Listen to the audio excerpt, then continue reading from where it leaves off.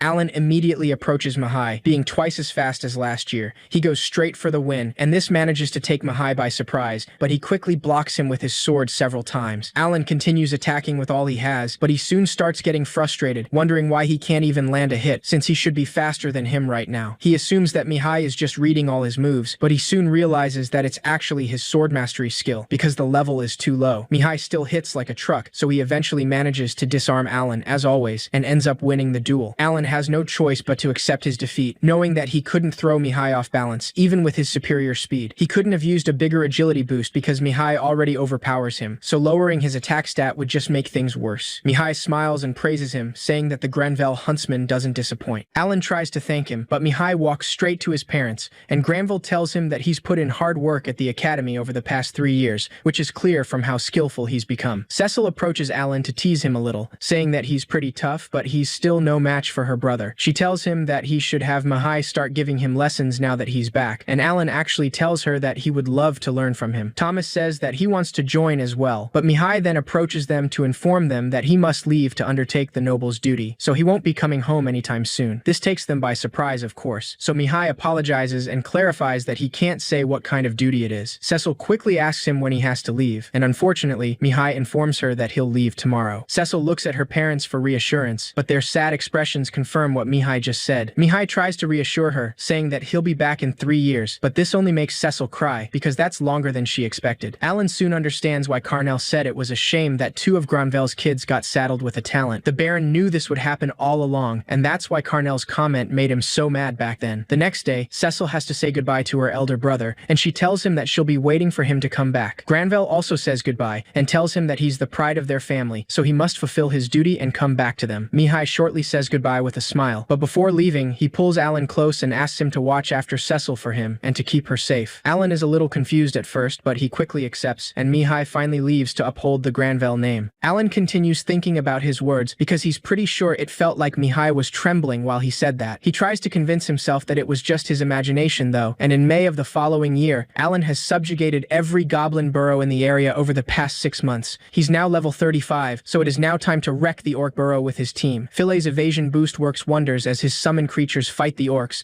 and Braun uses its shield to keep Alan safe in the meantime. Alan wonders if it's taking any damage while protecting him, but not being able to see the current HP of his summons is a problem. Although they can fight inexhaustibly, they disappear without warning after taking too much damage. Alan summons 2 Spidey to lock down the orc archers, and that allows them to infiltrate the burrow. Right after this, an army of 200 orcs approaches them, but Alan is just excited for all the experience points he'll get. He sends his team to fight against the orcs without a second thought, and in no time, Alan is practically swimming in experience points. The plan is working great so far, but the orcs are putting up more of a fight than the goblins did. He suddenly notices a purple projectile directed right towards him, so he immediately orders Braun to use their shields to protect him. Alan doesn't even know what that was, but he can only assume it was some kind of spell. He soon notices 3 orcs with magic staffs, and realizes that his first real look at magic in this world is thanks to a monster, which is funny, since he can't cast any himself. A second wave of spells hits Alan's forces in the rear where Braun can't cover, so he decides to throw steel balls at them. The first one hits one of the orcs straight on the head, but he only has 2 steel balls left, which means he can't miss. Unfortunately, the 2 remaining orcs disappear from his sight, and they soon cast more spells from their hiding spots. Alan can tell that these orcs are smart, because they even know to aim for him. To make things worse, they still have 100 troops or so he knows that he has to quit playing defense and make this a war of attrition. He's got plenty of D-rank magic stones, so he can summon more than 20,000 copies of Teddy if needed. Plus, he's got 100 MP recovery items stocked up, so he'll just keep going until his MP runs dry. After sending an army of Teddy copies to fight, the tide slowly turns in Alan's favor, but that's when the boss appears. When the Orc King finally shows up, he just mows the Teddy copies down in one hit, which lets Alan know just how strong B ranks are. He uses Create, Enhance, and Summon to create another army of Teddy copies several times, but they all disappear with just one hit from the Orc King. After repeating the same process without any improvement, Alan realizes that he can't keep this up, and Teddy can't even get close enough to attack. To make things worse, the other orcs cast another magic spell against him, and this time, Braun disappears without a warning after receiving the hit. Alan is in trouble now that Braun is down, so in a desperate attempt to save himself, he makes Bear cover for him. The hit still sends him flying and makes him crash against a wall, so Alan quickly recovers his HP. He tries to think about a way to summon enough creatures to overwhelm the boss while fending off those spells. Alan can't come up with any idea though, so he starts thinking that he might just have to call it quits. Right when he's about to give up, Xenoph suddenly shows up and mentions that it looks like he's having a rough go of it. Alan clearly wasn't expecting to to see him there, because the knights shouldn't be here until tomorrow at the earliest. Before he can even ask, Xenoph explains that all the smoke prompted him to come take a look. He asks him for an explanation, of course, so Alan tells him that he was hoping to wipe out the orc burrow. Alan internally panics though, because Xenoph has seen everything already. He quickly makes his summoned creatures disappear, but Xenoph doesn't say anything about that and simply walks towards the orc king, saying that he will slay it. He asks Librand to handle the other orcs in the meantime, and Alan is surprised to see that the vice captain is also here. As Xenoph approaches the orc king, Alan admits that he would have liked some more experience points, but he thinks this is just as good because he gets a front row seat to a battle of aces. The orc king lands a powerful hit strong enough to get rid of several bears, but Xenoph single-handedly blocks it with his sword, making the boss lose its balance. Alan gets pretty excited about this, and Librand explains that Xenoph earned a sobriquet from being such a powerhouse on the battlefield, and people call him Xenoph the War Demon. The orc king continues attacking, but Xenoph easily parries the hits, even though he's fighting a monster twice his size. Librand then decides to take care of the magic orcs, and Alan notices that he's using something similar to Krina's extra skill. With only one hit, he takes down the orcs in the way and pierces one of the magic orcs right in the middle. The remaining magic orc immediately casts a spell, but Librand cuts it in half with his sword and redirects the fire to the orcs around him. He then cuts the orcs nearby in half, and Alan realizes that the vice captain is just as overpowered as the captain himself. He can't even understand how Krina managed to beat him that one time. But before he can even think about it, the orc king suddenly lands a critical hit. Alan gets alarmed at first, but he soon notices that the orc king was not even close to hitting Xenoph because he jumped right above him. With only one strike, Xenoph easily cuts the giant orc king in half with no need of an extra skill. After everything's over, Alan decides to go with the knights to their camping site since he didn't make it back home before nightfall. While he eats, Xenoph mentions that he had a sneaking suspicion,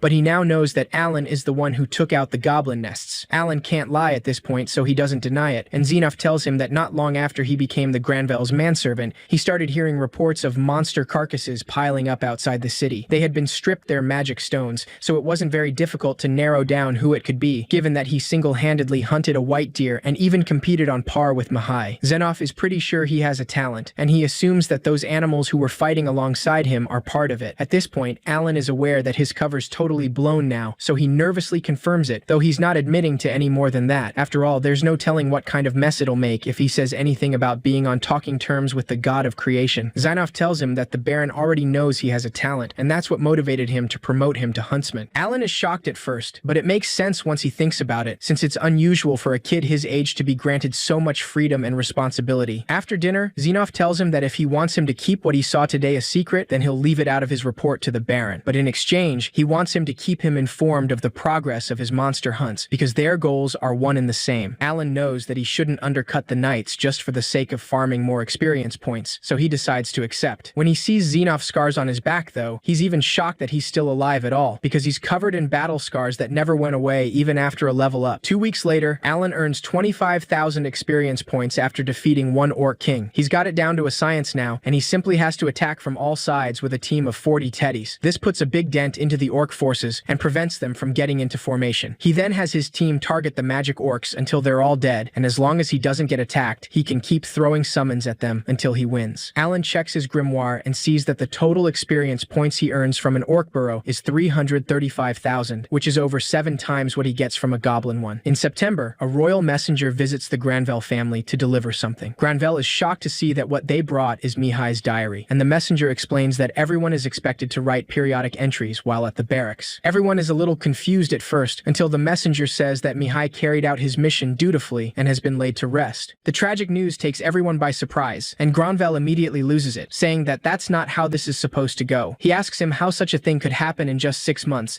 especially since they knew that Mihai was fresh out of the academy. Granville can only assume that they used him like fodder because of their status as lower-ranking nobles, but the royal messenger only threatens him by asking if that's a sentiment he wants for him to share with the king. Granville knows that he can't protest any further, so the royal messenger takes his leave, and the Baroness soon breaks down in tears. Alan now understands Mihai's behavior when he said goodbye that time, when he asked him to watch after Cecil for him, and it can only make him think that Mihai already knew he would die. Cecil is still clearly in shock by the news, and she asks her father just what's going on. Granville says that he needs everyone else to clear the room first, including Thomas. Alan leaves the room to fulfill his duties as manservant, as usual, but all the other maids in the house are crying Mihai's departure. Cecil soon finds out that her father already knew that Mihai was going to die, and Granville explains that it's part of a certain duty that nobles are expected to fulfill. Cecil asks him if the only reason they're alive is to be killed for this duty, and Granville tries to explain that it isn't like that. However, Cecil runs away in tears before he can say anything else, and seeing Granville's expression, Alan realizes that there's just nothing they can do. He wonders if there's some catch to being a noble that forces them to adhere to this deadly duty. The next morning, as they're having breakfast, Rickle mentions that he recalls the Baron's parents and elder brother also passing away at fairly young ages, all because of this noble's duty thing. He doesn't understand it though, because dying at 15 is just too cruel. Alan can't feel sad about this for long, because one of the maids suddenly informs them that Cecil is missing. Everyone immediately heads outside to look for her, and Alan soon finds out that she climbed down from the window. He informs Granville that she might have left the estate, so he's going to look outside. Alan doesn't wait for an answer and immediately runs, saying that he'll find her, no matter what. As night falls, Cecil wanders through an empty alley in the city, completely exhausted. When she can no longer walk, she decides to sit down, holding the last gift Mihai gave her while she cries, unable to believe that he is gone. Cecil remembers what Mihai wrote in his diary, saying that they would soon be sent to a dangerous hotspot, and he had a feeling that he wouldn't make it out alive. That only makes her cry even more, but she quickly wipes her tears when Alan approaches her. She asks him if he's here to drag her back home, but to her surprise, Alan just tells her that he's here to wait on her as usual, because that's his job as her manservant. True to his word, Alan just waits by her side, but Cecil asks him to go home already. Her stomach growls just in that moment though, so Alan uses his storage skill behind his back to pull out some food for her. Cecil starts eating without hesitation, but after a few bites, she simply starts sobbing. She asks him if her brother was strong, and Alan confirms it without a doubt, saying that he was never able to beat him. Cecil cries even more because in Mihai's diary, he said that the thought of dying was scary to him, and he just wanted to go home to his family. That makes her feel scared too, and now she believes that she's going to die as well. Alan keeps his composure and decides to ask her if she'd like to go with him and leave the city behind. This clearly takes her by surprise, but Alan continues, saying that she can forget about her family, and they can be free to travel the world and visit all sorts of places. Cecil asks him if he's gone crazy, and reminds him that they can't do that, but Alan then proposes to wait until next year, because they can register as adventurers after they become 12. Cecil reminds him that she'll be enrolled in the academy by then, but Alan tells her that she doesn't have to go, since it's only a school, and she should choose how she wants to live, because it's her life. Alan asks her what she wants to do, and Cecil is not sure herself, but all she thinks about is Mihai, who said that at the end of the day, he wasn't doing this for the people or even his family, but because he chose to be there himself. When she thinks about his words, Cecil decides to go back home, though she asks Alan to carry her because her legs hurt. Alan complies without any complaint, and as he walks back to the mansion with Cecil on his back, she decides to thank him. Once they get to the mansion, Granville and his wife run to Cecil to hug her in relief, and Cecil apologizes for what she did. Granville tells her that he doesn't want her to worry about anything, and explains that in the near future, they'll be able to mine mithril again. With that, they can get her an exemption from the noble's duty by gifting the royal family with the mining rights, and he'll handle all the negotiations himself so she can rest easy. Alan just then understands why Granville's been in a rush to get the mines running. To everyone's surprise, Cecil steps back with a serious expression, using Mihai's gift on her hair and saying that, as a member of the Granville household, she will meet her obligation to serve the noble's duty. Mihai said in his diary that the whole reason that he did this was to overcome his own weakness, so now she's going to follow in his footsteps, and she won't flee from responsibility. Granville is shocked by her resolve at first,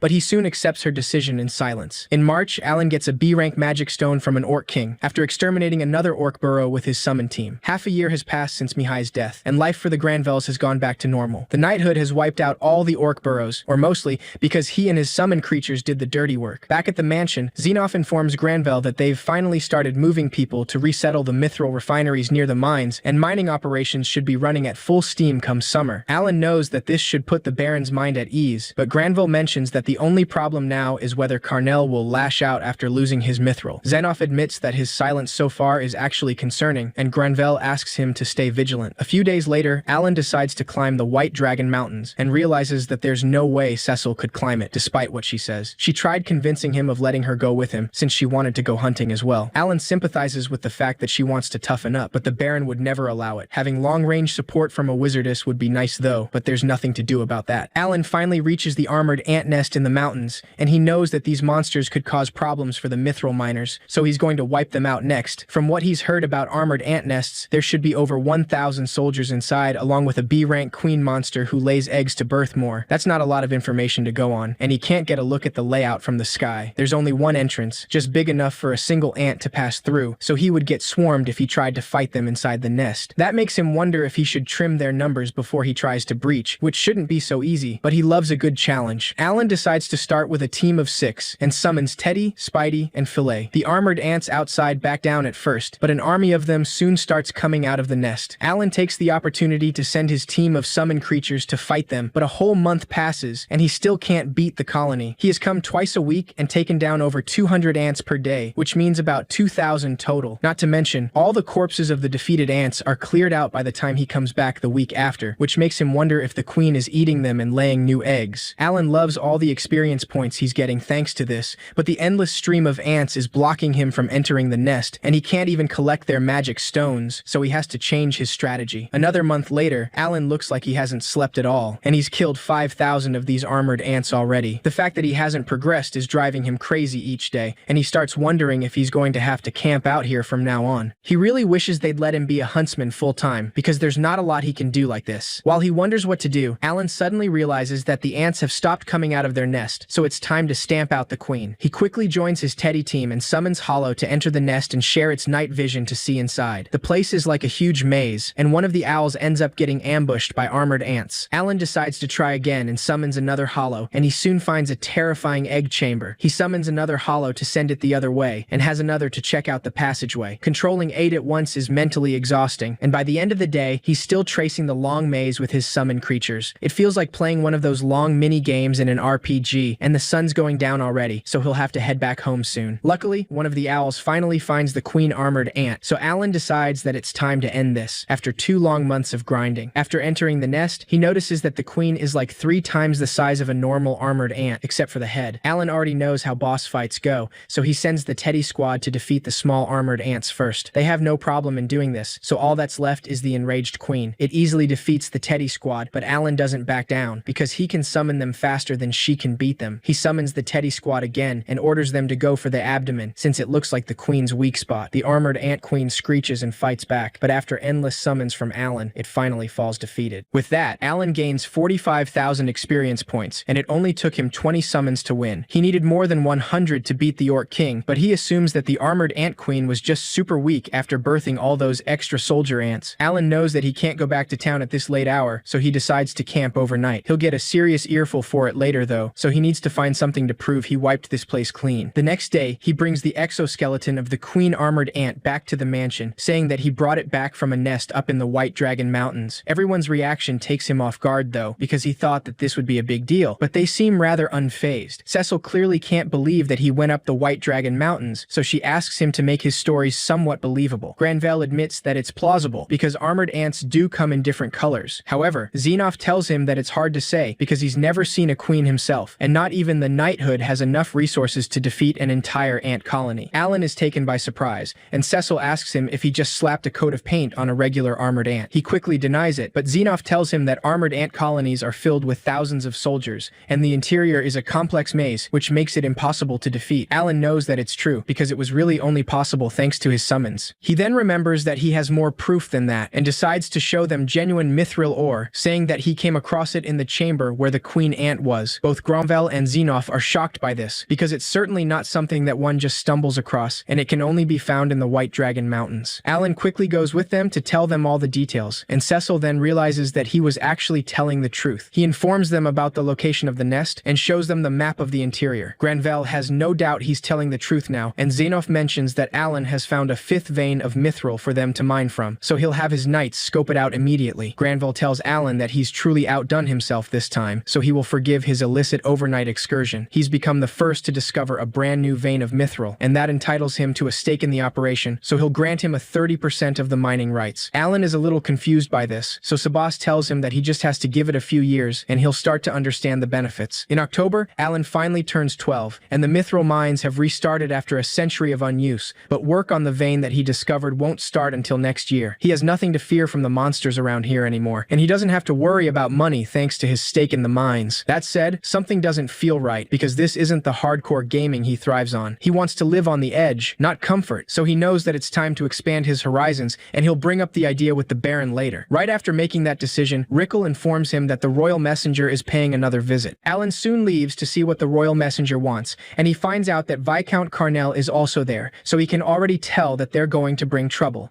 The royal messenger informs Granvelle that he heard good news that the mithril mines are up and running again, so he's come to present a proposal for his consideration. He explains that the Granvelle and Carnell fiefdoms have been trapped in an endless cycle of prosperity and decline at the whims of the White Dragon, so the royal family seeks to solve this problem once and for all. Granvelle reads the proposal and realizes that they're suggesting that they co-manage the White Dragon Mountains. The royal messenger confirms it, saying that both families will have to manage the mining operations and split all the profits equally, because that should put an end to the turmoil of the past. He reached out to the Vice Minister of Justice and had him draft that contract personally, and Viscount Carnell has already affixed his signature to it, so all they need now is Granvelle's. Alan can see Carnell's smug expression, and it lets him know that he's obviously behind all of this. Granvelle apologizes and explains that the proposal is too abrupt, so he must play it safe and visit the royal capital to appraise the situation first. The royal messenger instantly loses his cool and stands up in anger, asking him if he's daring to suggest that he is untrustworthy. Granville calmly clarifies that he's saying that this is a critical decision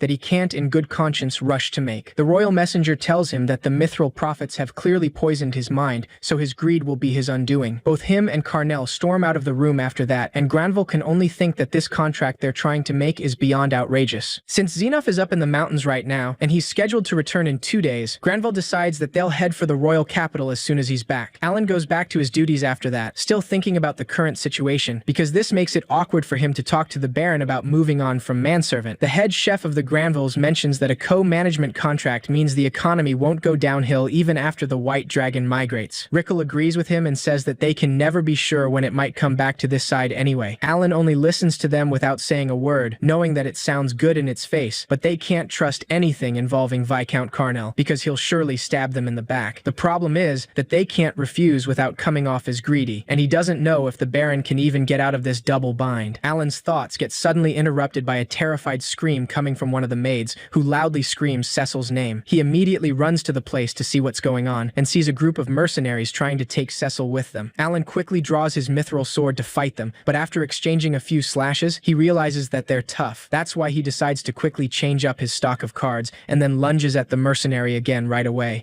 The man can tell that Alan is hitting a lot harder all of a sudden, for some reason, and his comrades can't understand why he doesn't kill him already. Sabas soon informs Granvelle that they're under attack, and the intruders have taken Cecil. One of the mercenaries loses his patience and decides to throw a smoke bomb that puts Alan to sleep in no time. When he wakes up, Alan realizes that he's still with Cecil, but they're in a completely different place. The mercenaries tied him up extra tight, but they clearly don't know that summoners can still fight as long as they can see. Without wasting any time, Alan summons Chappie and uses vision share to see the place from above. He sees the kidnappers from earlier and notices that they're inside a warehouse somewhere. The man who's in charge, Dagra, enters the room and asks them why they brought 2 kids. Marcus, one of the mercenaries, explains that the little guy knows how to wield a sword, so he figured they'd make some money selling him as a slave. Dagra simply punches him in his stomach and warns him that he'll kill him next time because he doesn't get to call the shots. Marcus complains after he leaves, saying that he doesn't understand why the boss would put Dagra in charge. The others remind him that Dagra is a combat pro who fought in the war, and he's the only one of them who can fight Xenof. By their conversation, Alan finds out that there's some kind of war going on, as he thought. He quickly leaves that aside and decides to do something, because there's no sense waiting for rescue. However, when he checks his storage, he realizes that he dropped his mithril sword, and he's not confident that he can fight and protect Cecil with the other weapons he has. One of the mercenaries decides to exit the room, so Alan takes his chance and sends Chappie outside to see where they are. The man is a little confused and wonders what a bird is doing on the ship. Alan is even more confused at that, because nobody told him they could reach the sea from the Granvelle fiefdom. When he exits the ship from one of the windows, though, Alan realizes that they're flying, because they're actually on a magic ship. He has no idea how he's supposed to escape mid-air, but assumes that there should still be a chance when it descends. Chappie continues exploring the ship, and he even finds a whole restaurant full of people. Alan soon recognizes an ugly laugh, and confirms that Viscount Carnell is behind all of this, along with the royal messenger, who pulled a lot of strings to set things up for him. Carnell tells him that he'll give him the mining rights on a silver platter, but the royal messenger warns him that it will be problematic if Granvelle raises a fuss at the capital. Despite this, Carnell informs him that he made sure that he got a letter warning against any funny business, and if he still refuses to sign the contract, then he's certain that sending his precious daughter's hand in the mail will convince him. Alan soon understands that they just took Cecil hostage to steal the mining rights, so he knows that he has to do something fast, because Cecil also just woke up. He specs out his stats for PvP to make sure the mercenaries go down this time. Alan summons Papillon to put them to sleep, and once one of them is down, he releases himself from the ropes, saying that it's time for some payback. Before the mercenaries can even attempt to attack him, Alan summons his team only to distract them while he knocks them out himself. He quickly tries to release Cecil, but Dagra enters the room room after hearing all the ruckus, and before he knows it, he gives him a sharp kick on the stomach, making him spit blood. That happened way faster than he expected, and for a moment, Alan wonders if Dagra teleported or something. Dagra notices his confused look and asks him if he has never seen a skill before. Alan uses a healing leaf on himself to recover, and before Dagra can reach him, he uses Chappie as a distraction, making it imitate the voice of one of the mercenaries to confuse him. Dagra falls on this trick and turns around to see who's talking to him, so Alan takes the chance to summon Spidey and trap him with its spider silk ability. He then immediately grabs Cecil and escapes, using multiple copies of Brawn to block the door. While he runs, Alan uses the share skill with his summon creatures and sees that Dagra already took down one of his bronze, which means he doesn't have much time. Knowing this, he opens one of the windows of the ship and manages to see the landing strip, which lets him know that they're about 100 meters up. They don't have much of a choice, so Alan informs Cecil that they're going to have to jump down. Cecil immediately tries to protest, while Alan makes sure to boost his endurance as high as he can. Once that's done, he jumps off the magic ship with no hesitation, though the landing truly hurts more than he expected. Alan feels like he just broke both his legs, but he quickly uses a healing leaf on himself to give Cecil a reassuring smile, saying that he'll get her back to the Granville estate. He also heals Cecil with a leaf of life, but she immediately asks him what those monsters from earlier were and how he is so strong. Leaving that aside, she asks him how dumb he can be to just jump out of a flying ship. Alan doesn't answer any of her questions because he knows that Dagra will give them chase soon. That's why he asks Cecil to hop on his back, saying that they need to flee for the city as soon as they can. Cecil reluctantly complies, so Alan starts running at high speed and summons multiple copies of Hollow to scout ahead for him. After using the share skill with Hollow, Alan manages to see Dagra talking to Viscount Carnell and then instantly leaving the magic ship after it lands. He's heading straight for them, so Alan decides that it's time to zigzag, trying to lose Dagra in the city. While he observes Dagra from above thanks to his summon creatures, Alan confirms that he's using a tracking skill, but luckily it's only the type that follows footprints. They would be screwed if it could track them on a map, since he could use those coordinates to just intercept them directly. With this in mind, Alan asks Cecil to hold on tight and then jumps on top of the buildings, running on the rooftops so Dagra loses their trail. This seems to work for now, but Cecil asks him why he doesn't fight him, since he's so strong. Alan explains that he struggles against Dagra's type, so he doubts that he could win. After a while running, they finally reach the borders of the city, and Alan is sure it won't be easy for Dagra to figure out they've left, which will buy them some time. He informs Cecil that there is a border checkpoint for the Granville fiefdom at the northern edge of the White Dragon Mountains, and though it will take a couple days to reach, that is where they'll go. Once this is clear, Alan summons copies of Brawn to help him out, using its shields to jump in the air so they can move without leaving any footprints behind. Thanks to this, they can reach a safe spot in the forest where they can camp for the night after a while. Cecil obviously knows that he has a talent at this point, so she asks him why he didn't tell anybody about it. Alan clarifies that nothing good comes from making it public, and Cecil actually agrees with him. The next morning, Cecil hops on his back again, and Alan continues running, knowing that they should be pretty far away from the Carnell city at this point. Just to make sure, he uses Vision Share to see what Dagra is doing right now, and he's glad to see that he's at the borders of the city, not doing anything. Alan hopes that he's ready to give up already, but to his surprise, Dagra soon starts running around the outskirts of the city. He knows that this is bad, because if Dagra keeps running in circles like that, he's bound to find their footprints. It's just a matter of time, so they'll have to travel through the air, even if it slows them down. Alan summons copies of Brawn in the air again to do the same as before, and 1.5 days after escaping Carnell City, they finally reach the northern Granville fiefdom border checkpoint. The guards there are relieved to see that Cecil is okay, but Alan suddenly decides to leave, saying that they'll be back later. Cecil asks him what's wrong, and he informs him that Dagra has found their footprints. Worse yet, he shook off Hawkins, so now he can't see him, so it's possible that he figured out his ability. Cecil asks him if it isn't safer for them to stay with the Knights, but Alan explains that the checkpoint doesn't have enough manpower to fend off someone this strong. With this in mind, Cecil asks him if he can at least save himself by just leaving her behind. Alan realizes that she's cracking under the stress, because this is too much for a 12-year-old. He tries to reassure her and asks her not to worry, saying that Dagra can't catch up to them if they keep running at this pace. Alan also mentions that he made a promise that he intends to keep, so he won't leave her behind. He explains that before Mihai left, he swore to him that he would keep her safe, so he's going to make sure they both get back home. Cecil can't help but tear up after hearing that, so she decides to stay with him and thanks him. After spending the whole night running, Alan uses a leaf of life to heal Cecil, and mentions that they should reach the Granville estate tomorrow. Despite this, Hawkins suddenly warns him about a threat nearby, and Alan soon finds out it's actually the murder Gulch he fought 3 years ago. He informs Cecil that there's a murder Gulch chasing them now, and being chased from two sides complicates things. Plus, unlike Dagra, he knows that the murder Gulch won't hesitate to kill her if it gets close, so he'll have to defeat it. After leaving Cecil in a safe spot, Alan faces the murder Gulch with a simple plan, throwing all his launches heavy hitters at it until it dies. Without wasting any time, he summons several copies of Spidey to use their Spider Silk ability. He then summons the Teddy Squad to attack the Murdergolsh with their Crush ability, trying to do some damage while the spiders immobilize the monster. Alan tries to throw iron balls at it, but the Murdergolsh breaks free from the Spider Silk to cover its face to block them. It's clear that it now knows better after Alan hit it with that attack last time, so he can't use the same strategy. The Murdergolsh soon gets rid of all the summon creatures and jumps right in front of him, so Alan quickly summons an army of Brawn to protect him. However, the Murdergolsh gets rid of them with one move and grabs Alan with both hands, crushing his body without mercy. Cecil panics from her hiding spot,